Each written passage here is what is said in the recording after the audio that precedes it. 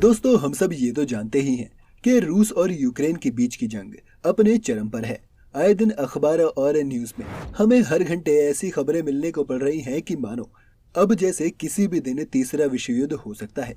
Ukraine को सुरक्षा देने का दावा करने वाला नेटो के कई मेंबर्स हथियार, medical supplies, military equipments, ammunition Ukraine को भेज अपने दावे पर खरे उतर रहे हैं। कई नाटो मेंबर्स ने लाखों यूरो की सहायता प्रदान भी की है। कईयों ने तो यूक्रेन रिफ्यूजीज के लिए अपने बॉर्डर्स भी खोल दिए हैं। लेकिन दोस्तों, सोचने वाली बात यह है कि अगर रशिया आने वाले दिनों में अपनी हरकतों से बाज नहीं आया और अगर नाटो के सारे मेंबर्स मिलकर दुनिया की सबसे बड़ी सेनाओं में से एक पर हमला करते हैं तो उस हमले का नतीजा क्या होगा, ये जानने के लिए आज हम नाटो और यूक्रेन की सैन्य ताकतों की तुलना करेंगे, जिसके बाद आपको अंदाजा लग जाएगा कि अगर नाटो और रशिया के बीच आने वाले दिनों में जंग हुई तो जीत किसकी होगी। तो बने रहिएगा वीडियो के अंत तक। अगर आप चैनल पर नए हैं तो इसे सब्सक्राइब भी जरूर कर लें। Total military size. दोस्तों, किसी भी युद्ध में जीत हासिल करने के लिए उस देश की सेना का बहुत बड़ा योगदान होता है। इसलिए जब भी किसी भी दो देशों के बीच जंग होती है तो सबसे पहले उनकी सेना के साइज को जानना जरूरी होता है। अगर हम नाटो कंट्रीज की बात करें तो इनके गठबंधन का कुल सैन्य बल 61 लाख है, जो रूस के 35 लाख सैनिकों से दोगुना है।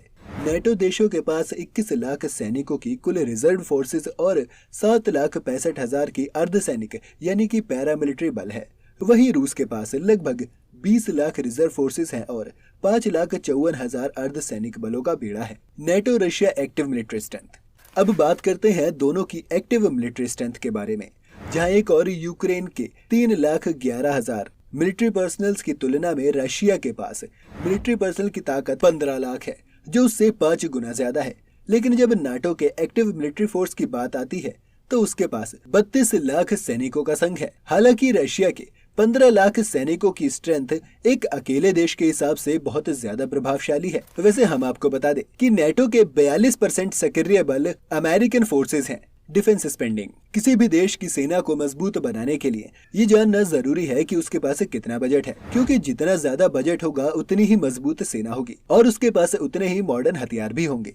अगर नाटो के डिफेंस बजट की बात करें तो वो 1 ट्रिलियन यूएस डॉलर खर्च करता है, जिसमें से अमेरिका इस खर्च में 70% हिस्सा देता है। अमेरिका अपने 21 ट्रिलियन अमेरिकी डॉलर जीडीपी का 3.4% रक्षा पर खर्च करता है। इनफैक्ट अकेले संयुक्त राज्य अमेरिका यानी यूनाइटेड स्टेट्स का रक्षा बजट संयुक्त रूप से अगले 10 सबसे ज्यादा खर्च करने वाले देशों के रक्षा बजट से ज्यादा है। अगर रशिया की बात करें तो अपनी सैन्य शक्ति को मजबूत करने के लिए वो सालाना 65 बिलियन अमेरिकी डॉलर खर्च करता है। Battle tanks. बैटल टैंक्स के मामले में रशिया का नाटो पर दबदबा है।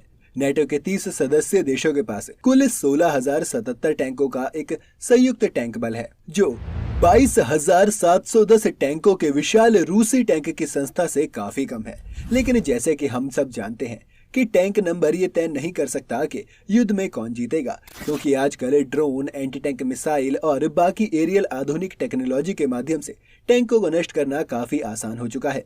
Air defence. ये सच है कि सेना अकेले इस युद्ध को अपने दम पर नहीं जीत सकती। वायु और नौसैनिक शक्ति बेहद महत्वपूर्ण भूमिका निभाती है। अगर नाटो की वायुसेना की ताकत की बात करें तो संयुक्त राज्य अमेरिका के साथ नाटो के पास 16,737 विमान है, जिनमें से 84% अमेरिका के हाई-फाई विमान हैं। ये रूस के 4,650 विमानों की संख्या से 3.6 गुना ज्यादा है। लेकिन अगर अमेरिका की उपस्थिति को नाटो से हटा दिया जाए तो रूस इस क्षेत्र में आसानी से बाजी मार सकता है। अमेरिका के बिना नाटो के पास सिर्फ और सिर्फ 2677 विमानों की संख्या है, जो कि रशिया की तुलना में लगभग 1.5 गुना कम है। Naval forces. ये तो हो गई वायुसेना की ताकत की बात। आइए अब जानते हैं दोनों की नौसैनिक शक्ति के बारे में। नाटो के पास 545 मेजर वॉर वेसल्स हैं, जिसमें aircraft carriers, cruisers, corvettes, frigates, destroyers और सबमरीन्स शामिल हैं। और वहीं अगर रशिया की बात करें तो उसके पास 220 मेजर वॉर वेसल्स हैं।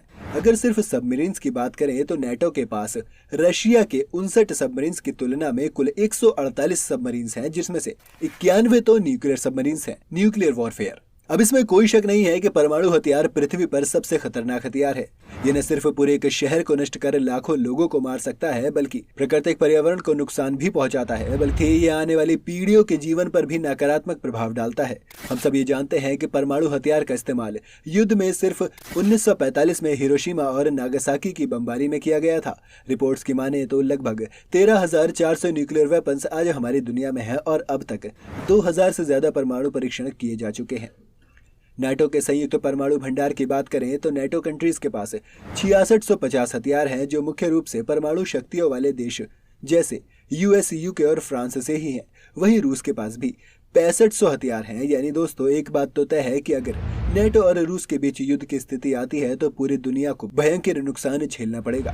ये तो थी दोस्तों नाटो कंट्रीज और रशिया के बीच का कंपैरिजन की बात। लेकिन सबसे बड़ा सवाल ये उठता है कि अगर युद्ध की स्थिति आती है तो क्या आने वाले समय में नाटो यूक्रेन को रशिया के खिलाफ लड़ने में मदद करेगा? नाटो का मूल सिद्धांत सामूहिक रक्षा है।